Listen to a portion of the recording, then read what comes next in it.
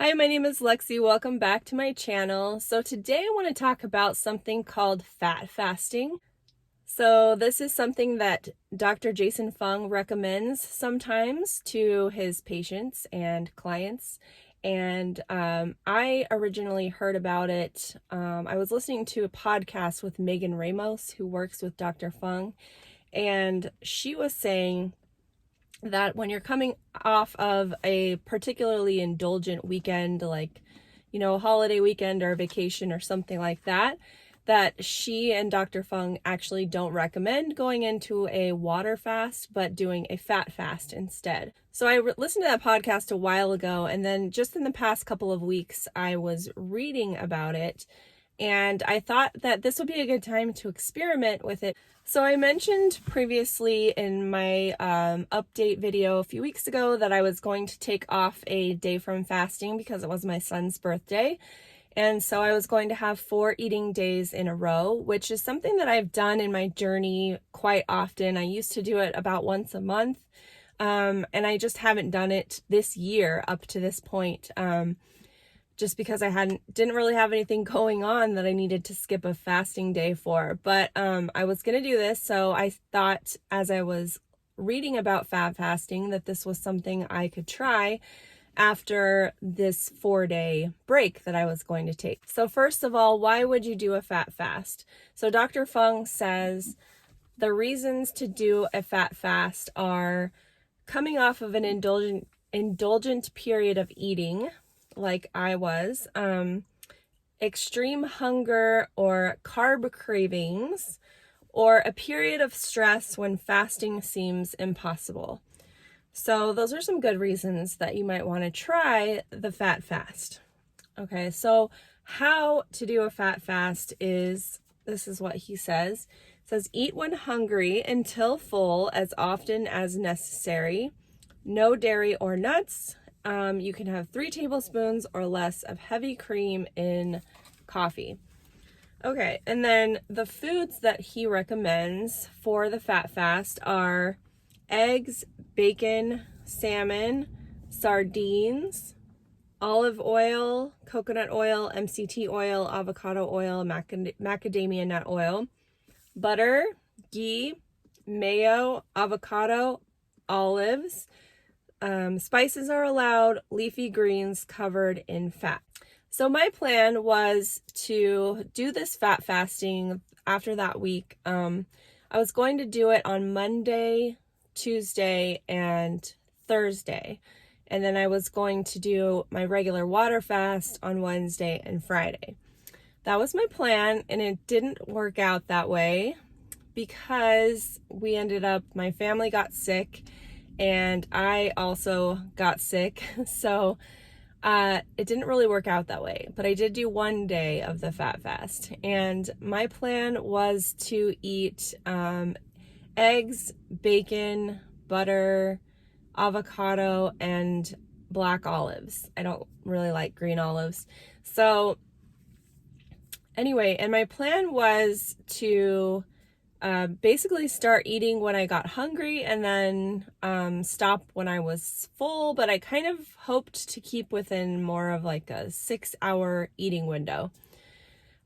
So I also didn't want to like make a bunch of meals, so I kind of decided that I was going to do 2 meals, and then in between, if I was hungry, I would kind of supplement with olives and butter. So that's what I did. And my first meal, I did 3 scrambled eggs. I mixed in 1 piece of bacon and half an avocado, and I cooked the eggs in butter. So I ate that, and it was pretty good. And then in between, I did have some olives, probably total like 12 olives, and I just ate butter like straight. I don't know if you can do that, but I actually enjoy butter, so I didn't mind that at all. Just had probably like a tablespoon of butter with my olives. And then for dinner, it was probably so I started at 10 o'clock in the morning, and then I ate again at like 3, so I was done by 4. So I ended up with about a 6-hour window, and it was fine. I would say that I don't really have a problem going into a water fast even after a indulgent day or weekend. I've done it so many times and it doesn't bother me at all. So I think this really varies by situation. And like I said before, it could definitely be a helpful thing in certain situations.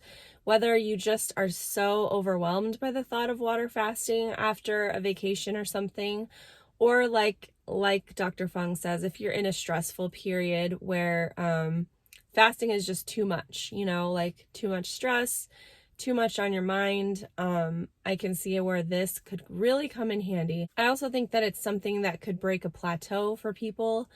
Really just, because it's a very low carb way of eating. And also, what I like about it is that it can be adapted to different eating styles. I mean, technically, you could do this if you were vegan.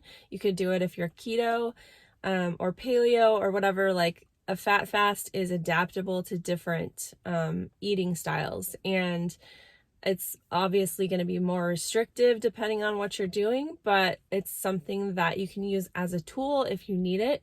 As far as whether I lost weight, I did drop weight after the fat fast day.